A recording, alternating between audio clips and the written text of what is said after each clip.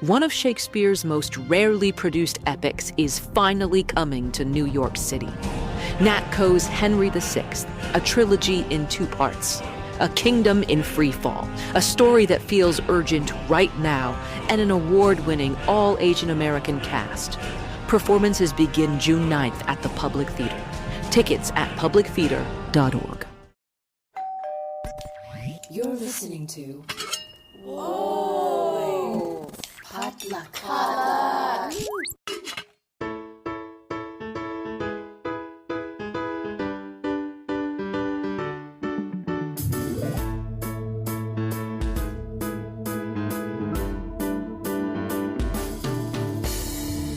And hey, welcome to Books and Boba, a book club and podcast featuring books by Asian and Asian American authors. My name is Marvin Yue. And I'm Rira Yu.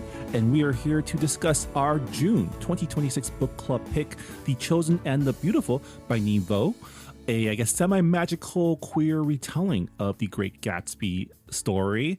As always, Books and Boba is supported in part by our listeners. So if you've been enjoying our podcast and want to become a bigger part of our book club, head on over to patreon.com/booksandboba, where as an official Patreon member, you can access to our members only Discord server where you can chat with us and fellow book club members in real time about all sorts of topics, including our monthly book club picks. And if you join us at the Honey Boba level, you also gain access to our monthly bonus podcast, Boba Chats, as well as the opportunity to help us pick a quarterly Patron's Choice book club pick, the latest of which is our July book club pick that we'll be announcing at the end of this episode. But as always, before we get started, a quick spoiler warning. If you have not read The Chosen and the Beautiful, we will be covering all aspects of the book, including all plot twists. Although if you've went to high school in the States, chances are you've already read The Great Gatsby, the book that this book is based on.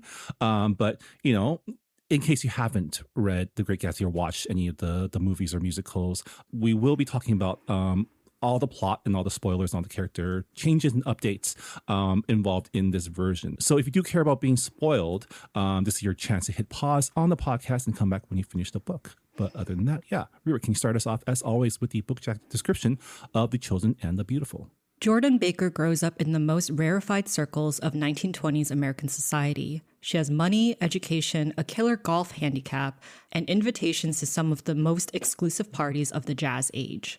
She's also queer, Asian, adopted, and treated as an exotic attraction by her peers, while the most important doors remain closed to her. But the world is full of wonders, infernal pacts and dazzling illusions, lost ghosts, and elemental mysteries. In all paper is fire, and Jordan can burn the cut paper heart out of a man. She just has to learn how. So this was Nghi's first novel, and Nghi had written a bunch of novellas before that. We've read the novella The Empress of Salt and Fortune as a previous book club pick. And fantasy is something that they have dabbled in for quite a while. So I was really surprised by how light the magic was in this book, because it is very different from previous works. Yeah, I was also surprised at how, incidental the paper magic actually was to the story. I mean, it was there, but it wasn't a driving force of any of the plot points. It kind of just added flavor. And, you know, we read The Emperor's Salt and Fortune so long ago, so it's been a while since I've read another Nghi book, but I was reminded of just how skilled she is at world building through her prose, right?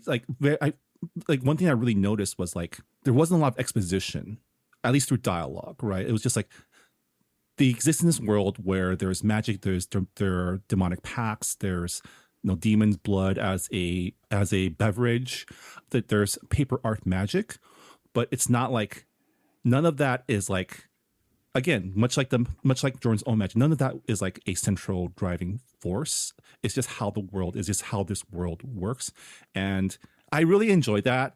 But also we've been talking about book talk stuff on our Boba chat. But I was thinking about those people that we talked about who only read dialogue and skip all the prose. I'm like, oh, this book is not for them, right? No, absolutely not. And the prose is gorgeous. Nghi is probably one of their prose is so lush and so cinematic. And this book, it just I don't know, it was just saturated in just yearning and just loss and grief. And I don't know, it's just like so beautifully written. I think there was like a quote that I highlighted from the book that was just like so beautiful. And it's about Daisy. She said things, they lit up gold in the air, and then they fell to nothing, like so much cigarette ash. And it's just so poetic. It's like the perfect like style for a take on The Great Gatsby, right? Because it is very opulent, very lush, very descriptive, very like you can see the lights, you can see the colors, but you can also see kind of the emptiness inside of it too. Like she does a really good job like portraying those like the Gatsby vibes. And you know, I want to actually start with like a question that one of our Patreon members asked us on Discord. Basically, Nina, our book club member, says that when she first read the book, she was curious about what made this book a traditionally publishable story versus something that would need to be uploaded as fan fiction. She thinks it's pretty impossible to understand the story without having read The Great Gatsby. And during her second read, she even wished that the story was more integrated so that she can read both in chronological order. And I think it's interesting because I do wonder what it would be like to read this book without ever having read The Great Gatsby in the first place, which is kind of a hard thing to do, especially reading as people came up through the American school system where we all were kind of forced to read The Great Gatsby. And even if we didn't read it, we kind of understand the general beats, right? We know like the main plot, we know what's about, you know, the affluent New Yorkers and parties and you know, someone gets murdered at the end, and then you know he dies at the end. Right? Spoilers for we already did spoiler warning, but Jay Gatsby also dies in the end of this version as well. And I think I've been admitted myself that I don't really remember much about The Great Gatsby when I read it in high school, but I do like reading through this version. I did remember things and ask like the chapter where they go out together, right? Tom, Jay, Nick, Daisy, and Jordan. I was like, oh, I know what's coming. And there was that sense of dread throughout that chapter when it's going to blow up. And I feel like I do wonder what it would be like if this book would still stand on its own if I didn't know the original story. Yeah, I definitely agree with Nina on like all of her points because it does kind of feel like fan fiction, and it is able to get published because The Great Gatsby is public domain, which is very interesting because it entered public domain in 2021 and this book got published in 2021. So it was just like perfect timing. I'm not sure if that had to do with, you know, anything in terms of like creative writing, because it's like, okay, like by the time this book comes out, it will be public domain. Yeah. It's the same circumstance of like, say, Wicked, right? Wicked came out after Oz went to public domain, right? I want to say that was the case. Yeah. And it's the same type of story, which is this classic story that's in like Americana, but through someone else's perspective who like can see the events of the story through a different lens, right? Because the original narrator, Nick Carraway, was kind of a blank slate, right? I think the general criticism is kind of like a nothing character, right? He's just like has stuff happen to him. Yeah, and I do love how Nevo like brings that up. Like Jordan Baker, our protagonist, says like, oh yeah, like Nick is so good at telling stories that, you know, belong to others. Like he tells them better than the original teller themselves. And I was like, yeah, he's definitely a wallflower that, you know, is kind of thrusted into this world. And, you know, there's like a lot of envy, but also because he's in the sidelines, he's able to notice like kind of like the rot and the emptiness and hollowness and just like the carelessness of the rich. And it's just funny because with this book, like Jordan Baker is now like the narrator, and also she's even more ostracized. She's more in the margins than Nick, even though she like grew up rich. So it's just like, okay, I do like how this book is emphasizing more of the female characters, because The Great Gatsby, the original text, I remember even as a high school student, I was like, man, this is such a dude bro book. and it's funny because like back then I didn't realize like the homoerotic tones. Like I remember reading in high school being like, man, like Nick is like so descriptive on like how these dudes look and like how like masculine and like attractive they are.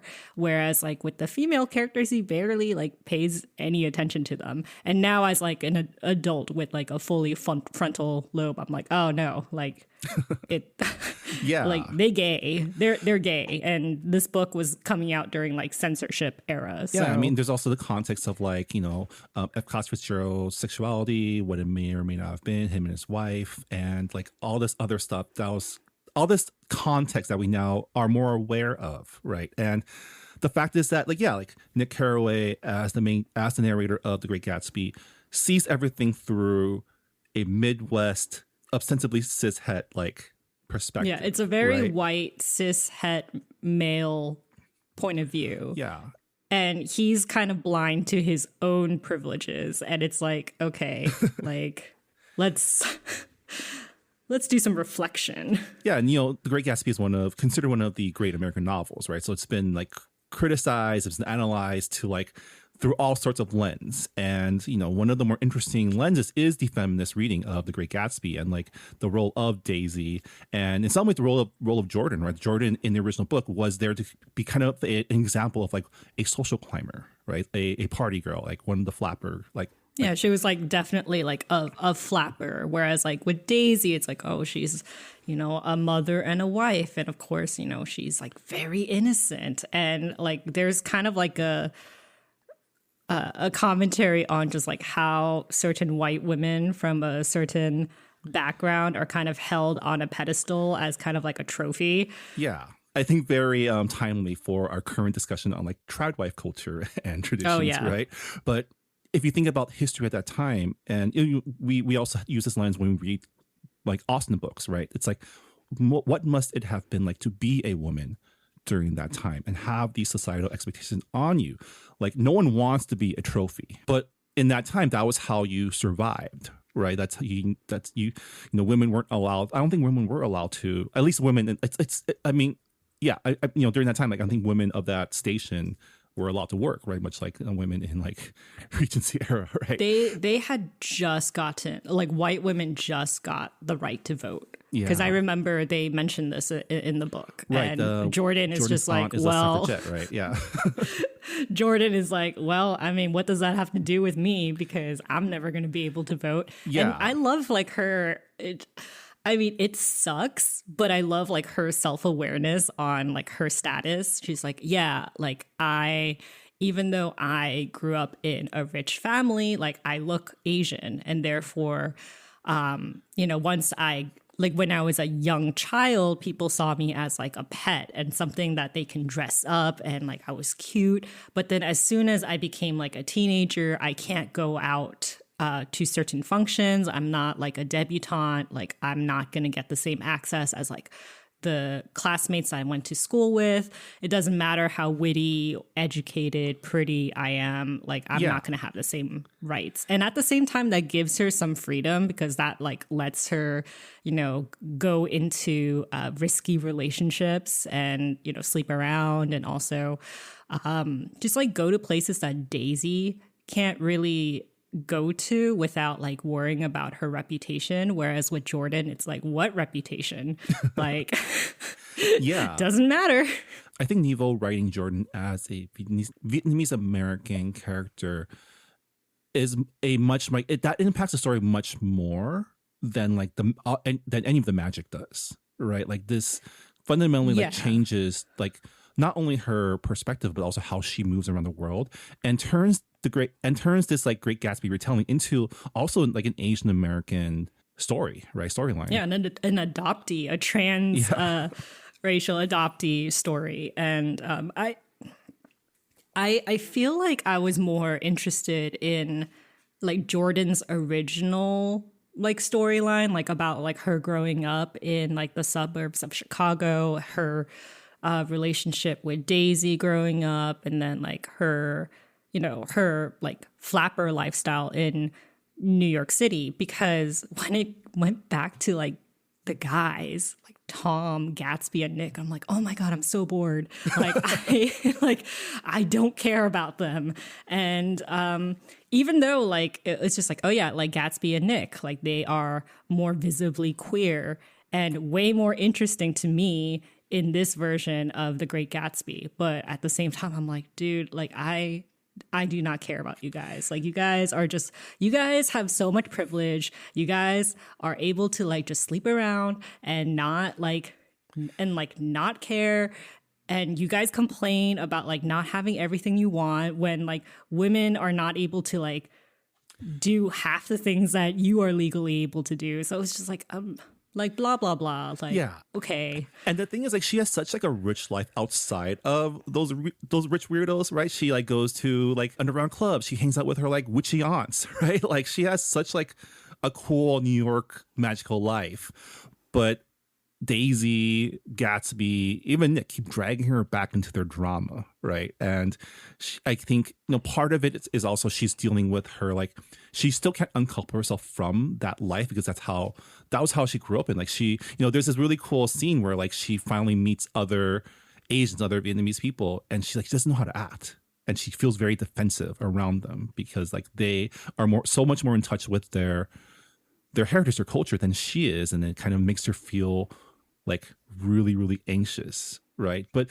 she's no less uncomfortable with Daisy, with Jay, with Nick, right? Like maybe Nick like is a little better because Nick is like I said, a blank slate. And I love the twist at the end about Nick. We can talk about that later on. But like throughout the story, we learn about all like the things that she's done with Daisy, for Daisy. And like, if you really pay attention, Daisy never really does anything for her. Right. No, she's definitely one of those people who like just use people for their own advantage. Yeah, she never asks. And they think they can get away with it just because they're pretty and just because they cry. And I don't know, like Daisy is like such like a stereotypical like white woman who's like white women tears, make it always make it about them. And yeah, like there's a scene where Daisy, she has to get like an abortive concoction because she got pregnant during like one of her flings and she was careless, and she's like, oh, like I can't go in and like do it, you do it for me. And it's like, you don't care about your friend's reputation, how she looks being in this part of town and asking for like an abortion pill pretty much. And it's just like, yeah, you're just doing that because like honestly, like she could have just done it herself, but like she has like this idea of, well, I'm too good for that. Like, yeah. And she's like doing it to, protect her image of being like this sweet debutante who, is virginal and wants to marry into security, and that like risks everything. And I'm like, oh yeah, how fortunate that you have a friend that you can just use and not care about the consequences just so you can protect your own status. I mean, she thinks she's offering her like acceptance, inclusion, and in some ways, because of their friendship, Jordan does get access to that world. But yeah, like she never does. Like she never once asked Jordan what she wants to do. It's always what I want to do. This, come with me. I want to do this. Come with me. Right. I think like it was like their first meeting when they were girls. When like Jordan like made like a paper lion and it comes to life, and then like they like it catches on fire or whatever. Like I don't remember exactly what happened. They set but it on like fire because they freaked out that it was coming to life. Yeah. And then the fire's put out and like the adults like come upstairs, are like, what happened? Like we heard screaming, and then like Daisy immediately turns on the waterworks, is able to cry on the spot, and she deflects blame. And I was like, wow. She is so manipulative, even at this age. And like, I don't know if it's because like it's like intentional, or it's just like like innate nature. But I was like, wow, that's like so malicious. And like it really sets the tone for how Daisy and Jordan's relationship is going forward. Like, yeah. she's always going to be that girl who, you know, turns on the waterworks as soon as it's, you know, bad for her. Yeah, and you know, it's true to her. I feel like what I really found like kind of masterful is like all of the characters, you know, Gatsby, Tom, Daisy, even Nick, they're so true to their characters in the original text, right? Same characterizations. They exist in this world where there's magic and demons, but they're still fundamentally the same characters. And in some ways, Jordan is also fundamentally the same character that they see through the original text. It's just we now have access to her interiority, where it's like she is not just a social climber, but also like she's trying to survive, right? She's trying to just live in this world that she doesn't know how to live otherwise because she was plucked from the world she was supposed to grow up in. Yeah, and also there's like this added context of the Manchester Act, which is pretty much a Chinese exclusion act. I think it's like Chinese exclusion like 2.0, right? Because Chinese exclusion already happened it's like in all 1800s. Asian people, it's like all Asian people, and all demons, people who are magic, like, yeah. So, but it's just so funny because like Tom would say really racist things in front of Jordan. And he's like, yeah, we need the Manchester Act because, you know, like foreigners, it's bad. It's like they're going to like make the white race disappear or something like that. And then like Jordan says sarcastically, she's like, wow, what are we going to do? And he's like, you know, I'm not talking about you. And it's like, wow, that's such like a token, we've all been there. If you're someone who is in a marginalized group, you've definitely have been in that position where someone says something that's like very, very like red flag. And then you're just like, well. I mean, that is Jordan's role in this retelling, is she is the token of her friend group, her social circle. And I also found it really interesting that every time she went to another place, like another location, she always gets mistaken for the other local Asian girls from that neighborhood.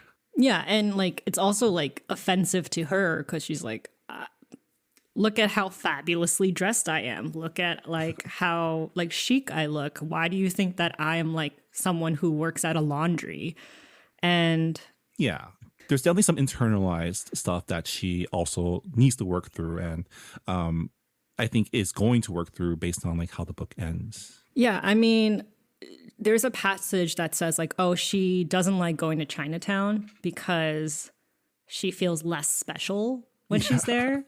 And I was like, that is an experience that even Asian Americans can feel these days, because there's definitely Asian Americans out there who lean more towards like white supremacy. Like even if it's like not like full MAGA, it's just like they believe that being a WASP is like the ideal life. And there's just like a lot of internal racism. And also because this is The Great Gatsby, classism is a big theme in this book. So also it's like that layer of like, like this is kind of like the slums, like I don't belong here. I'm like better than them. I don't want to be lumped in with the poor Asians. And I think it's also pretty cool that like the book is very specific about her being Vietnamese, like Tonkin, which was like the colonial term for it back then. I didn't even know that word. I was like, what the fuck is this? But it's like, yeah, like we get mistaken as like Chinese, as like she's like, I'm not Chinese, I'm Vietnamese. And it's like, it doesn't matter to these people because they don't know the difference or they don't really care. Yeah. And even her origin story is like shrouded in like, is opaque, right? Like her adopted mom says, oh, like we rescued you, but then if you really were my think favorite about it, baby. Yeah. And it's just like, what does that mean? Did you like it doesn't sound like she definitely got an human trafficked actual out of adoption. there. Yeah.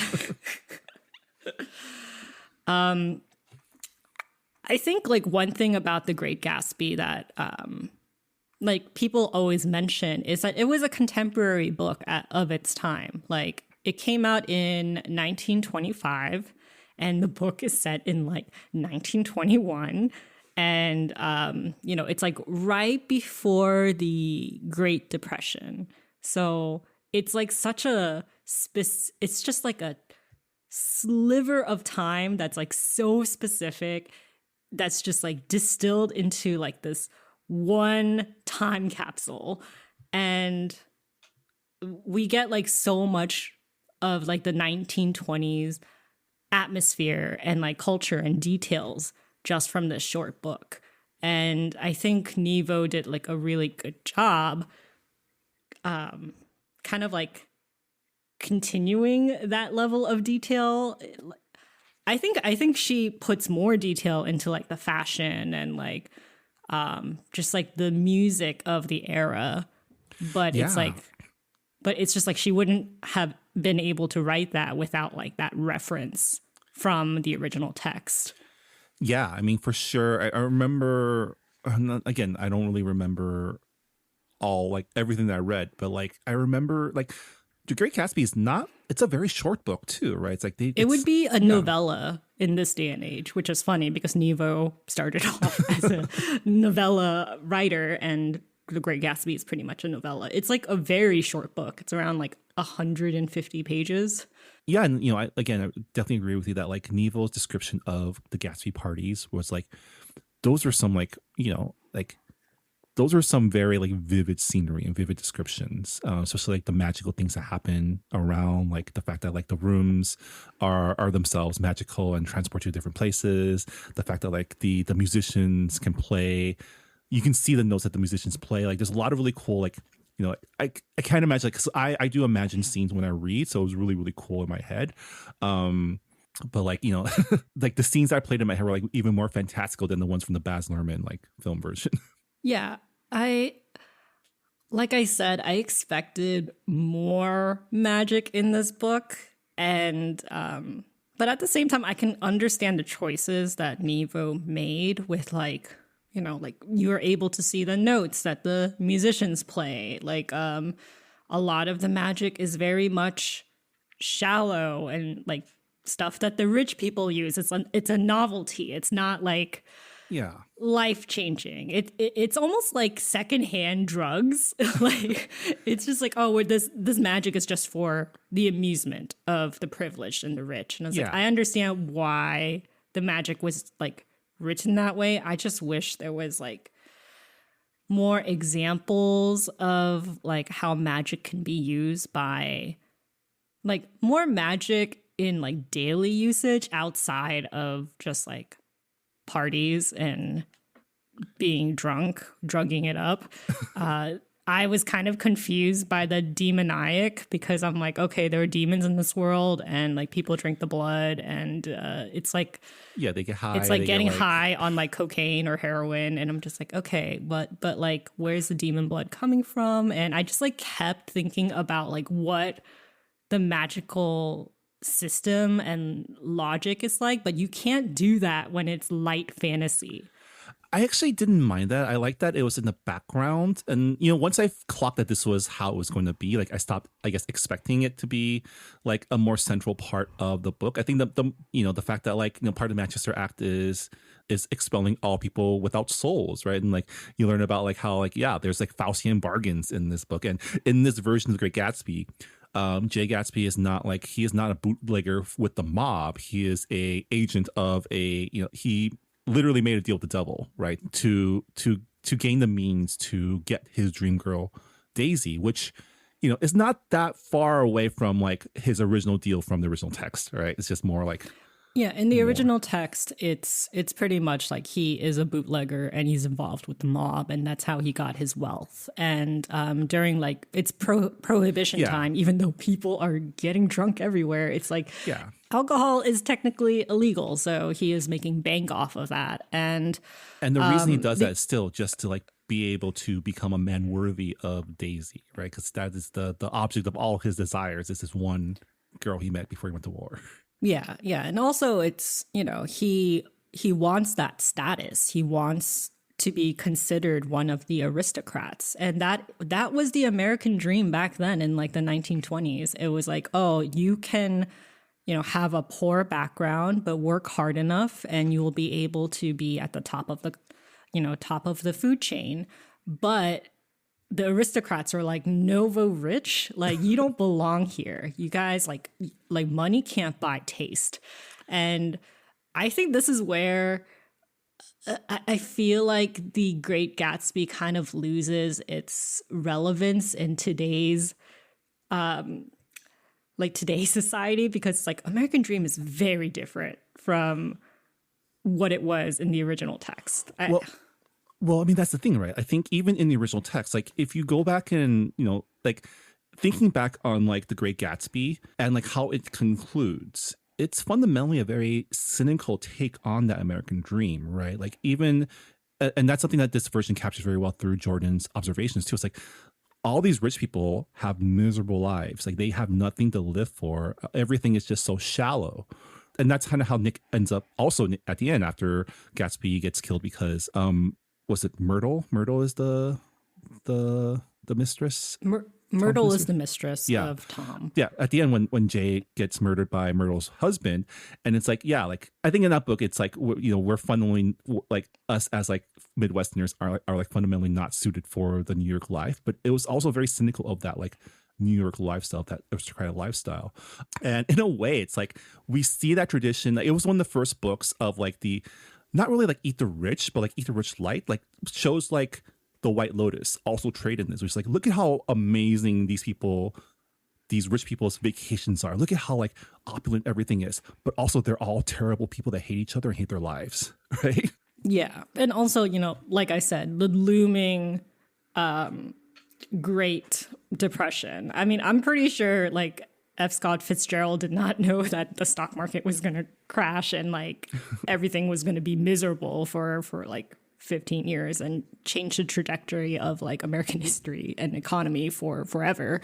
But like the sense was there. It was like, this is not sustainable. Like these parties and also like just this lifestyle of living carelessly and not caring about consequences. Like it's not sustainable even for rich people. Like you will get your comeuppance. Like you will get the hangover from drinking the previous night. And I mean, this is a tangent. We're going back to Gatsby here, but I thought it was really interesting that like it's revealed that the parties was a way for more souls to be sold. So it was kind of like, it was just like, oh yeah, like let's invite everyone who have like some kind of depravity, and there'll be a chance for them to sell their soul to the devil. So he was pretty much like a human trafficker, a soul trafficker. He's like, yeah, he was the demon's, he was the pimp, like soul broker essentially, right? And that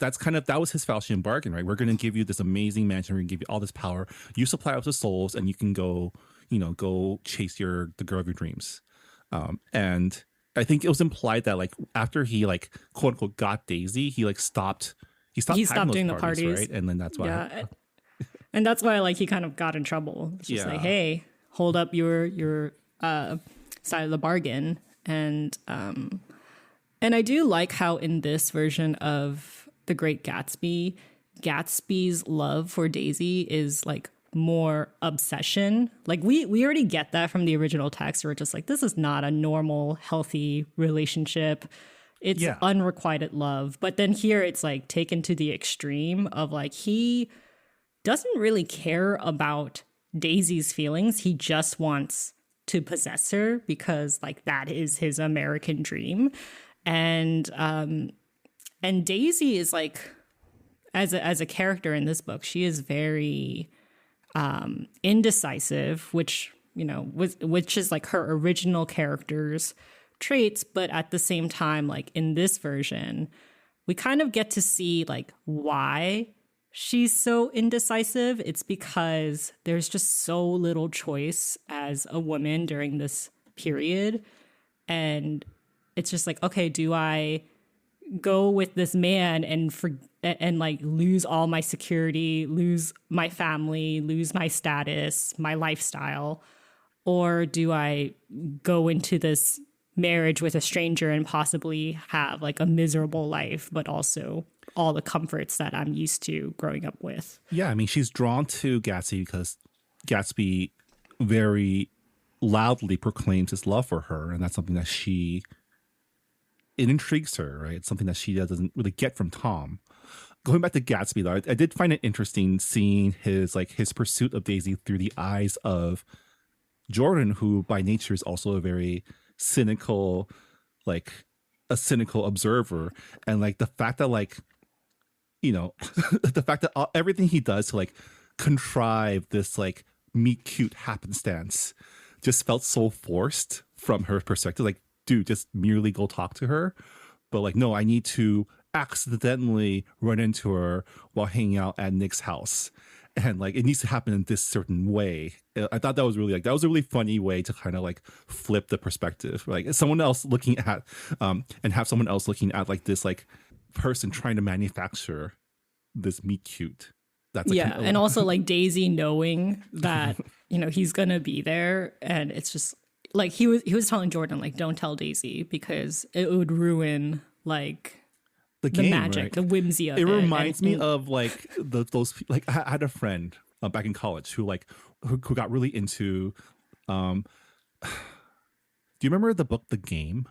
It's Is this the pickup artist game? Artist book. Yeah. He read that cover to cover and immediately said, "Hey, let's go out tonight." And of course I said yes because I wanted to see him crash and burn. You wanted to see the train wreck? Wow. Okay. Yeah. I do love how in this version Gatsby is very pathetic, and it's like very emphasized, whereas like in the original text, I don't know, like I feel like there's still this kind of like, wow, look at him doing all this for his great love, like because it's written from Nick Carraway's point of view. And I'm like, okay, I mean, obviously you have feelings for Gatsby, and in this book they do sleep with each other. They do have like a gay romance. Yeah. Well, I mean, apparently next week is sleeping around everywhere, but that's... Oh yeah. What did you think about the twist at the end when we find out that Nick Carraway is not actually Nick Carraway? I was really confused because that just means because the twist is that Nick has been a paper magic puppet this entire time, and like the real Nick Carraway died at war, and like his parents somehow like got someone to create a paper version of him. His grandmother was Asian, so I guess you're right. I think that was I think that was what it was implying. That his grandmother was able to cast a paper magic spell to bring another version of him back. Yeah. And I don't know like what version of the book you guys have, but my version that I bought through like Google Books, it has an essay that Nghi wrote for Tor.com, and it's about like the tradition of paper cutting and like paper art in Vietnam. And I was like, oh, it's like cool that she like brought this custom and this tradition as like something magical. How did I feel about like only the Asians being able to do this? Like, I don't know, like there was just some part of me that was like, oh, the mystical Asians. Ooh, I don't know about this. But at the same time, I'm like, well, this is where Jordan is able to connect with her heritage. So like I shouldn't feel so bad about it. I think it works as an allegory of like the part of her heritage that she is suppressed, that is only useful when instrumentalized by like Daisy, right? And she's like something that she kind of actively tries not to think about, tries not to do anything about, tries not to use, because she doesn't know how it works, how she can do it, and B, she doesn't know how much, like, and B, like it sets her apart from everyone else. Like it makes her, quote unquote weird, right? Yeah. But going back to like Paper Nick, I mean, I guess like the whole thing is like, well, he can't give his whole heart to anyone because he's not real. and like all the relationships that he has is like in some way surface level. Yeah. And I guess that's just like a metaphor for like how these rich people are just like having mistresses and affairs, and it really doesn't mean anything, even when they think it means something. I just thought it was such a clever way to explain why Nick was such a blank slate in the original text, right? Why he is the way he is in the original novel. And it's because he's a paper man. Like he just feels everything so much and he loves everyone so much. And that is the logical, and this provides like a logical, magical explanation for why he's the way he is. What did you think about Paper Daisy? Because that was like a big scene in this book during like the flashbacks. Yeah, I thought that was really like, it gave an example of how powerful Jordan's magic could be. Like she can literally conjure up a person that can pass as a real person. I think it's and that in some ways it is like kind of a Chekhov's gun for the Nick Carraway reveal right later on. I was a little flabbergasted at the way that scene ended, like how they got rid of Paper Daisy. I did not expect so much violence in that chapter. Yeah, I really like that was my favorite scene in the entire book, where Daisy gets a shovel and pretty much goes ham on her paper self and murders her like brutally, because I think the reason why she like really hated that paper version of her was like the fact that no one could tell that that wasn't her. She was like, wow, like I'm just like this paper cutout character to most people. Like I don't have agency. I don't have like any depth past like what I present to other people. And it was just like a culmination of just like grief and like feminine rage coming forth. And I was like, wow, okay. Like, yeah, it's definitely a scene filled with metaphor, right? Because there's that reading of it, but there's also like it also shows that she completely like, she doesn't care that her friend was able to create like essentially this miracle, because it was just a means to an end. And she like destroys it without any concern or any thought about how Jordan might feel about seeing something she made get like brutally murdered like that as well. And, I guess in a way it's, do we call this like a metaphor, allegory for like white feminism? Yeah. Also just like toxic friendships, like you'll always have like there's always that toxic friend in your life that's going to like hate the things that you make of yourself, and they'll always like hold you down.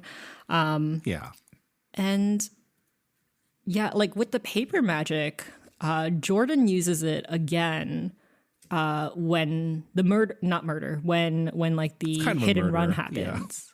When the hit and run happens, Daisy is in the car and she runs over Tom's mistress. Gatsby takes the fall for it. Everybody thinks that he drove the car and not Daisy.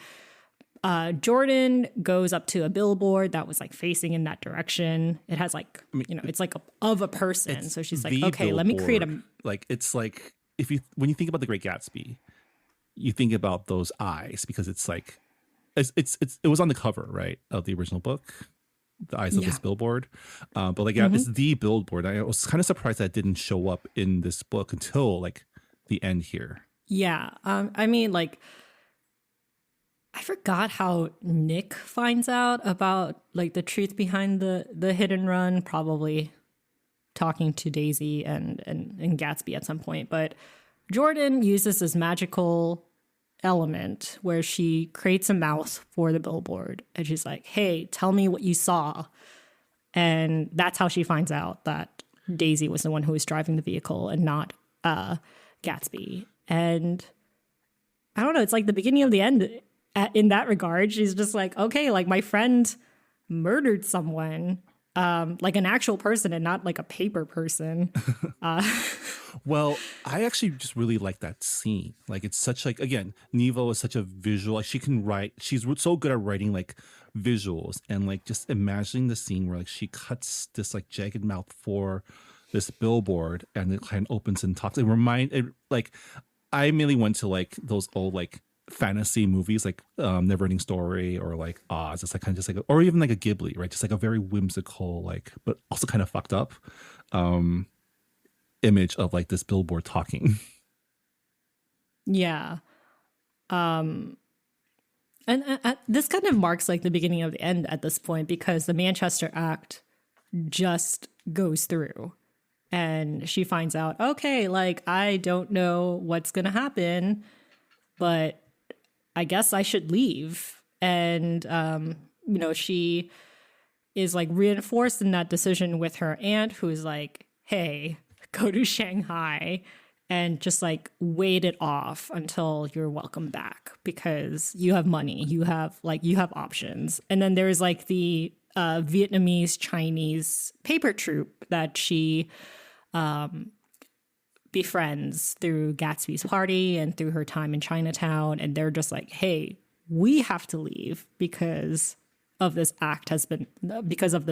So you're free to come with us. And it's like her first time being with other people that like look like her and have like the same magical ability as her. And she's like, okay, maybe this is a way for me to find out what home is. I mean, I think it's specifically Kai who invites her over, like the guy that she meets at the party, the performer. I think the other members of the troupe are still warming up to her at this point. Warming up to her. But I do think, I don't know if it's like on a whim, but like I think at this point she's been thoroughly disillusioned with like just everything, right? With Gatsby like turning out to just be a simp, right? Of Daisy just like not really like realizing that this friendship isn't really a friendship. Like there's like she's gonna stay with Tom because she's stuck there, and if Jordan stays, she's gonna be stuck with Daisy, and nothing's gonna change, right? And like I think the Manchester Act becomes like a catalyst for her to like, this is how I can break ties. This is how, like, because I have to leave now, and I don't know if I'm ever gonna come back. This is like a reason for me to get away from all these things that she has realized. It's also like a prison for her, right? This like this American dream, this opulent Long Island, New York lifestyle. She's not getting anything out of it, right? She's just like she's just surviving, and she's a guest, essentially. And she wants to do more than just survive, right? She wants to do more than just live off the scraps of others, and you know, part of it's also like when she drove out to kind of ascertain the truth about the accident, she also, I don't remember the specifics, but she conjures like a spirit or like a deity that kind of shows her images of her past, right? And the truth of like, yeah, she was stolen from human her parents, trafficked. right? She wasn't meant to, like her parents didn't sell her, like she was taken, and like just all these things kind of like confirms what she's always kind of known. It's like she does not belong here. She never did. And her being here is also like unnatural. Yeah. And I think I really liked the way the book ended. Like, yeah, her resolve to like leave America. And she has like that one final meeting showdown with Daisy. Daisy, you know, this entire time was just like, I'm gonna leave Tom. I'm gonna go with Gatsby because he loves me. And then shit hits the fan. Myrtle, like she murders Myrtle, and then Gatsby gets killed, and she's just like, whatevs. We're moving out of Long Island. We're going back to Chicago. And it's just like, wait, I thought this was a man that you absolutely loved, and you're just kind of like, you know, pretending that it didn't happen and that it was just like a inconvenience in a way. I mean, rich people live by different rules, and these are like inconsequential. I did like that, and I don't know if this is how you read it, but like at the end, did she sick Myrtle's ghost on Tom and Daisy? I don't remember. I honestly do not remember, but that would be on point, you know? Yeah.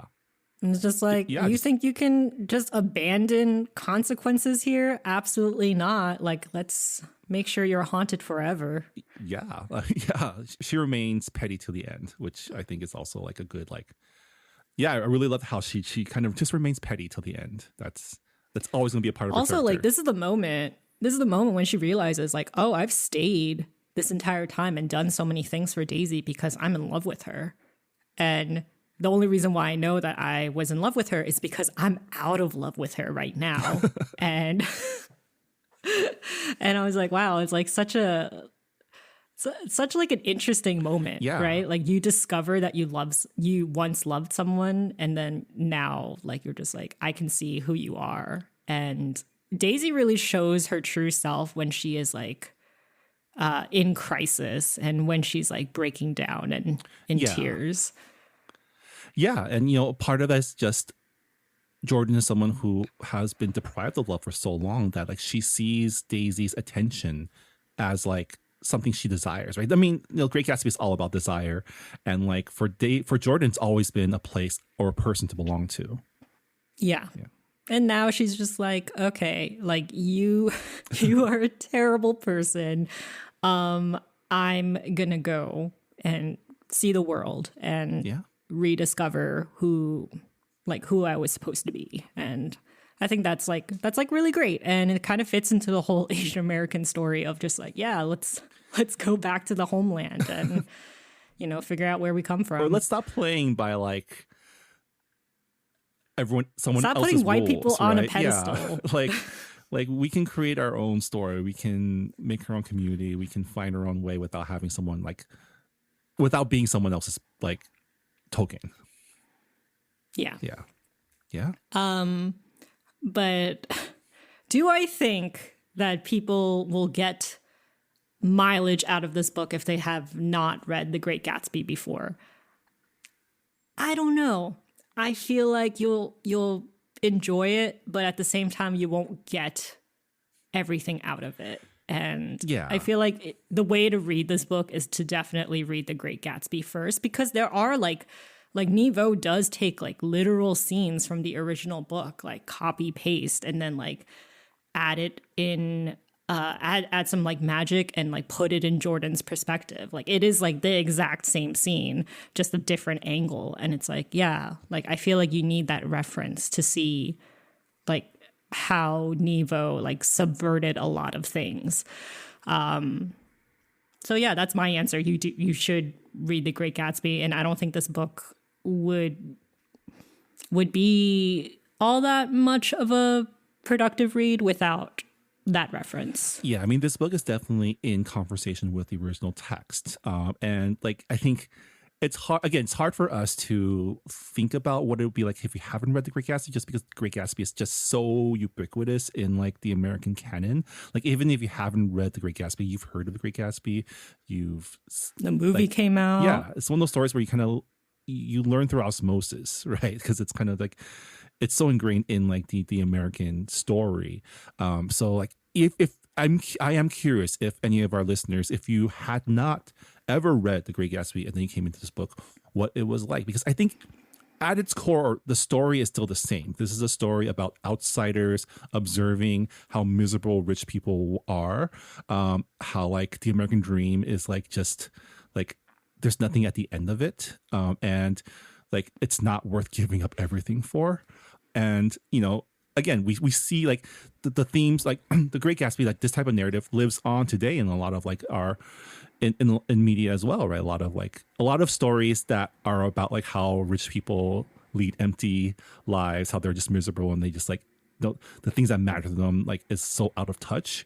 Those all shows like Succession, shows like White Lotus, those stories all have roots in The Great Gatsby and that story. And I think this is another worthwhile entry into that canon of approaching this classic story through like a different lens, through a queer, feminist, Asian American lens, which for me as an Asian American or someone who grew up Asian American was a much more interesting point of view than like the original Nick.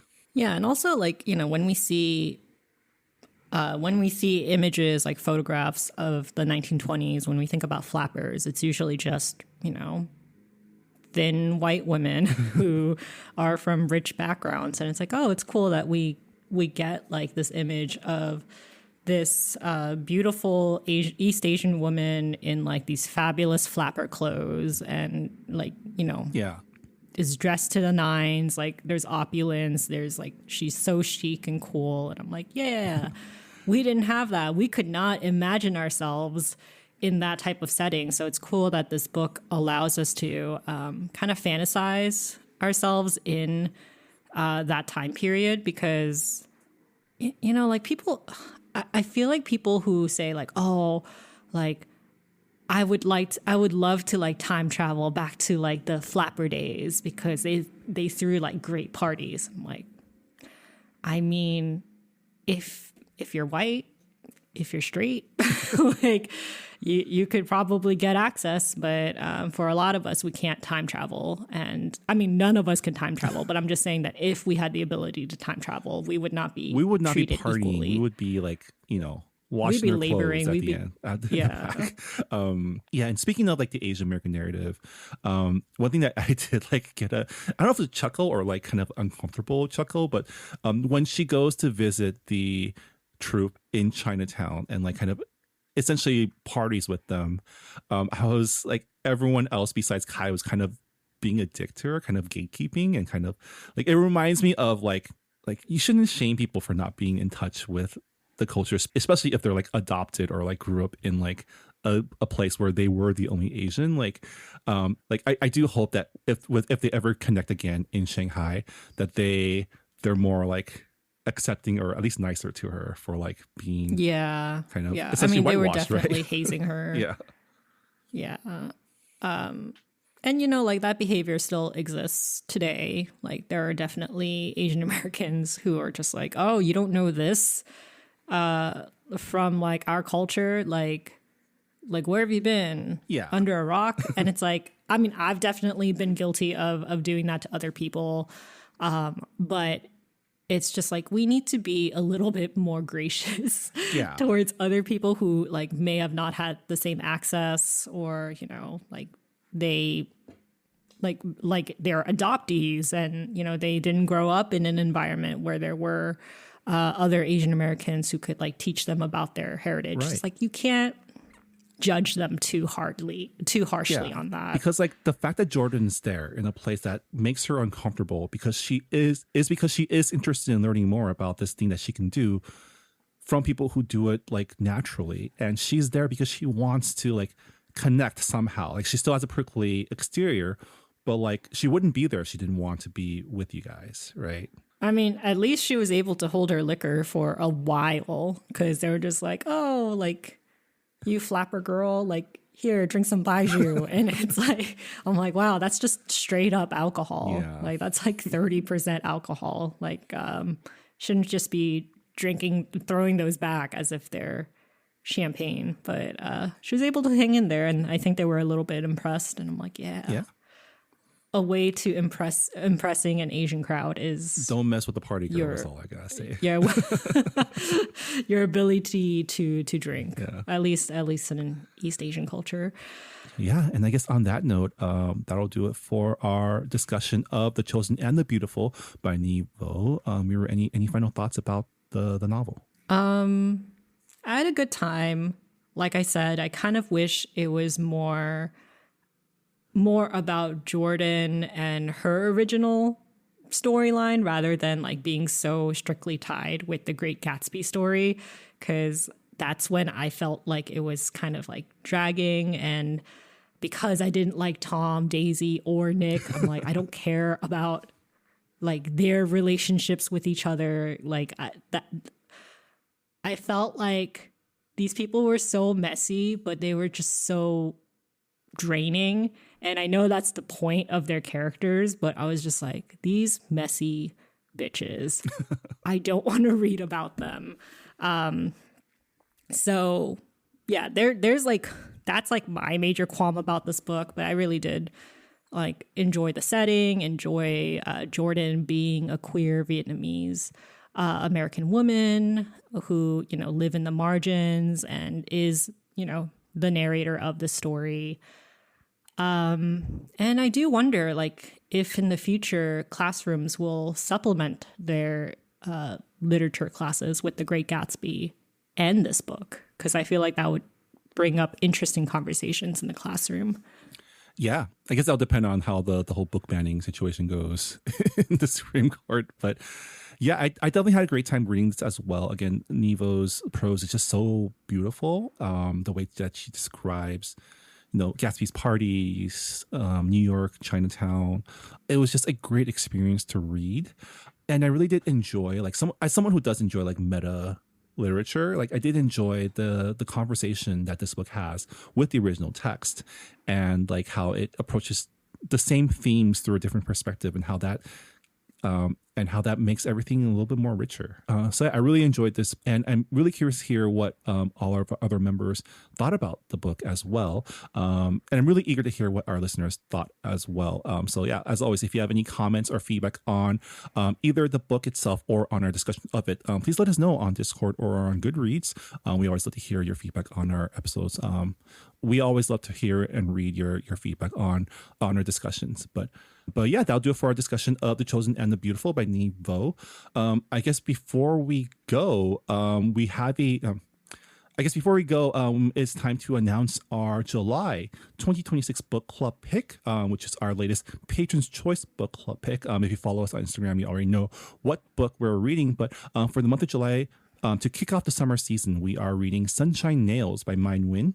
It is a story about a Vietnamese Canadian family who comes together to save their family's nail salon when an ultra glam chain salon opens across the street.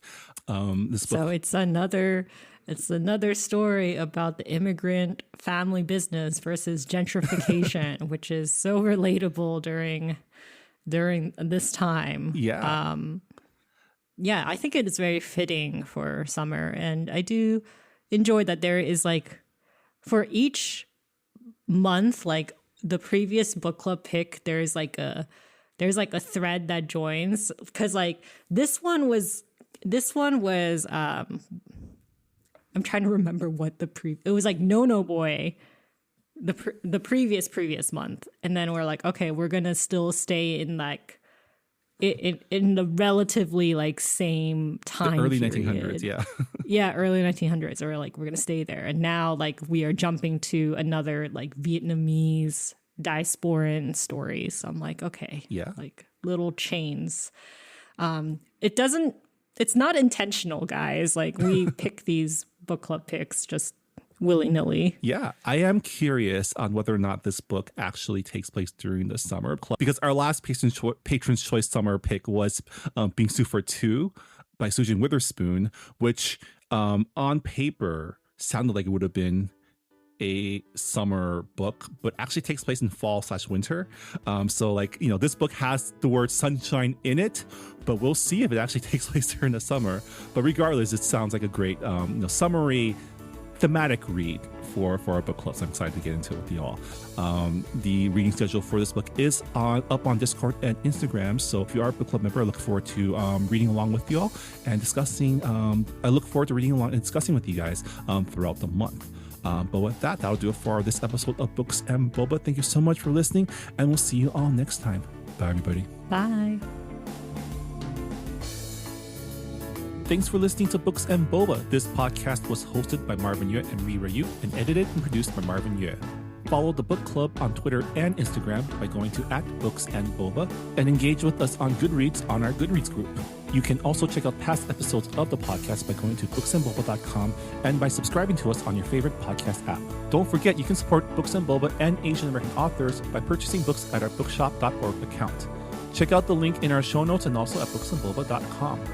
Books and Boba is a proud member of the Potluck Podcast Collective, a collective of Asian American hosted podcasts featuring unique voices and stories from the Asian diaspora. Learn more about the collective and check out our fellow Potluck shows by visiting the website podcastpotluck.com. Thanks for listening.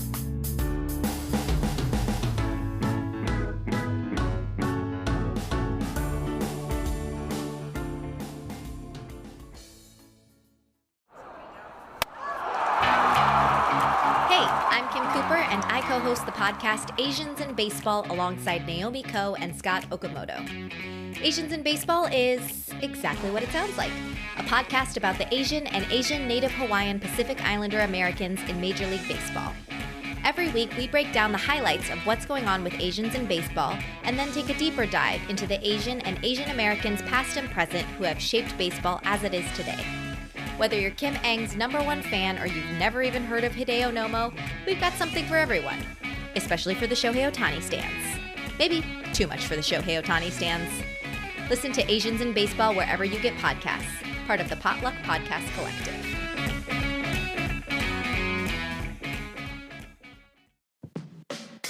Hey, I'm Phil Yu, and you may know me from a blog called Angry Asian Man. And I'm Jeff Yang, author, journalist, and celebrity dad. We host a podcast called They Call Us Bruce, an unfiltered conversation about what's happening in Asian America. Each week or so, we host a discussion about some of the most vital and interesting topics in our pop culture and our community, bringing in guests who are shaping and informing this thing called Asian America from Hollywood to DC and beyond. We got media, entertainment, food, family, politics, representation. The good, the bad, the WTF of it all. So check us out wherever you get your podcasts or at theycallusbruce.com. Peace. Peace.